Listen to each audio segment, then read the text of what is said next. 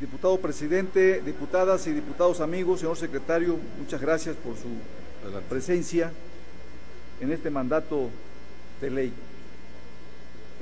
Quisiéramos iniciar nuestra participación que como Partido de Encuentro Social nosotros reconocemos sin duda lo que es algo innegable.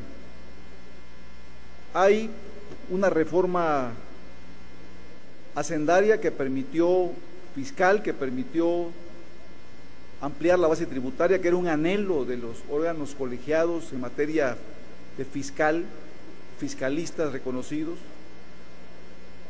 Los ingresos petroleros reconocemos, señor secretario, que esa baja, si no hubiese sido por la reforma hacendaria, por la ampliación de la base contribuyente, por la incorporación de lo informal a lo formal, estuviéramos en un estado diferente. Eso es innegable, es un acierto, digamos, de la política económica en este país.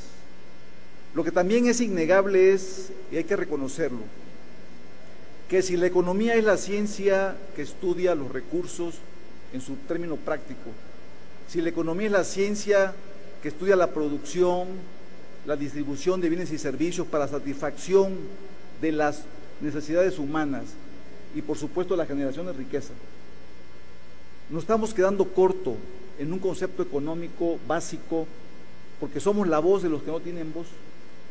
La temperatura económica quizás esté a 25 grados, a 24 o a 22 de manera templada, agradable, pero la percepción económica social, la que tiene la sociedad, estamos a 45 grados. Eso es, la percepción térmica social está siendo totalmente erosionada, hay desesperanza, hay complicación en el sustento familiar de los elementos básicos, pese a que se comente que el consumo interno se ha incrementado y que se ha incrementado el poder adquisitivo de los mexicanos. Creo que esa es la percepción que tampoco podemos negar en un análisis responsable.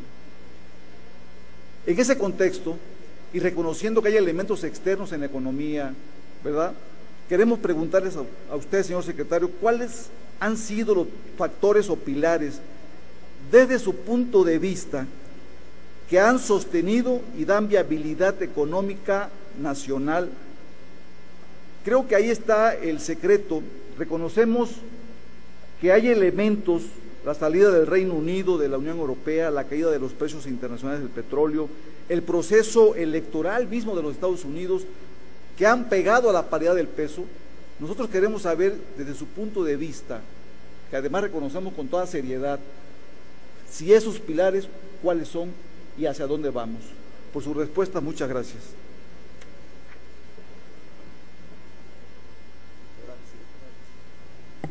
Gracias, diputado. Adelante, diputado Meade. Muchas gracias, presidente. Perdón, secretario Meade. Está bien, lo otro también está bien. Agradecerle al diputado Guízar la pregunta.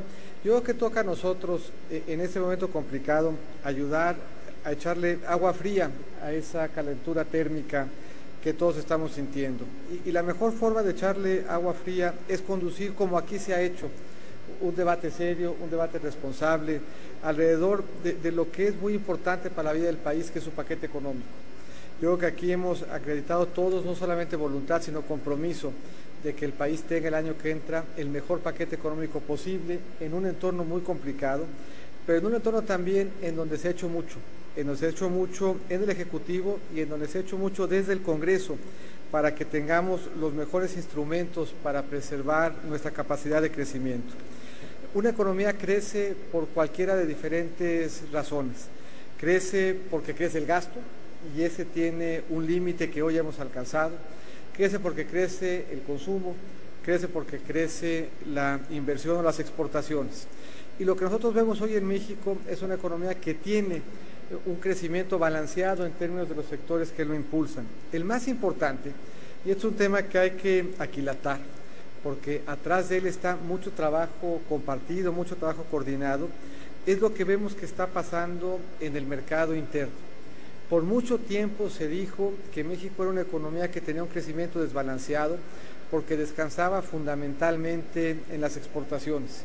Y efectivamente, si uno ve la dinámica de crecimiento hace algunos años, descansaba fundamentalmente en lo que pasara con la producción industrial en Estados Unidos. Ese era nuestro principal indicador y el principal elemento que explicaba nuestro crecimiento. Si crecía la producción industrial, crecían las exportaciones y crecía el país. Este año, la producción industrial en Estados Unidos habrá de caer el 0.9% del PIB, manteniendo una tonía que ha estado presente ya por algunos años. Por lo tanto, el aliento de la producción industrial en Estados Unidos no ha estado ahí para acompañar nuestro crecimiento y, sin embargo, hemos incrementado nuestra presencia en el mercado estadounidense. En los últimos 4 años, en donde Estados Unidos no ha crecido, nuestra participación en ese mercado, el más grande del mundo, ha crecido 11%. Eso quiere decir que una vez detone la producción industrial, la economía mexicana está lista para sacarle provecho. ¿Dónde ha estado hoy nuestro mayor dinamismo? En el mercado interno.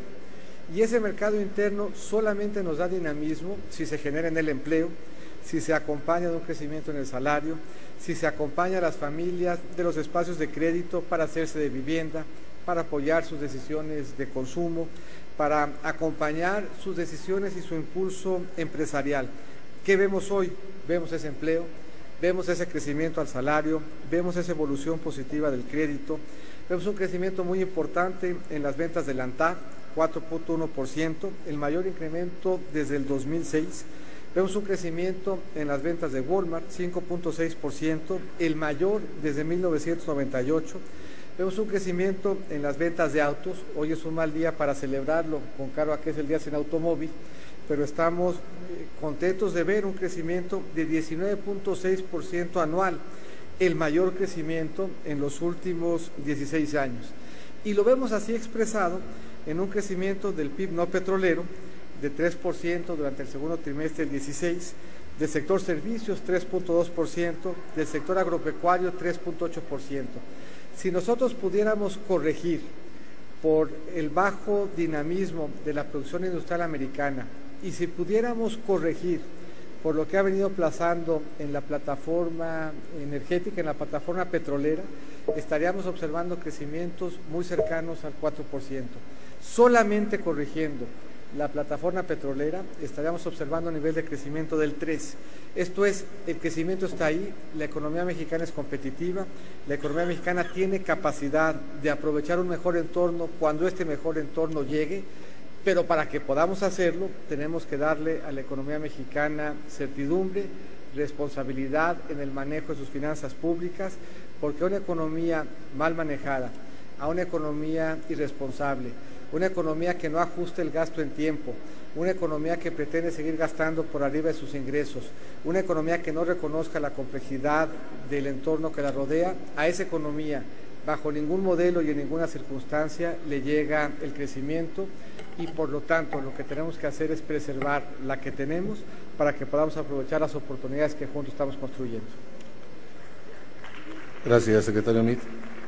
Para los comentarios correspondientes, hasta por 3 minutos, el diputado Guízar Valladares. Muchas gracias. Efectivamente, hemos escuchado con interés su respuesta y quisiéramos comentar algo importante. El crecimiento económico en sí mismo no genera igualdad. Eso hay que tenerlo muy en cuenta, señor secretario.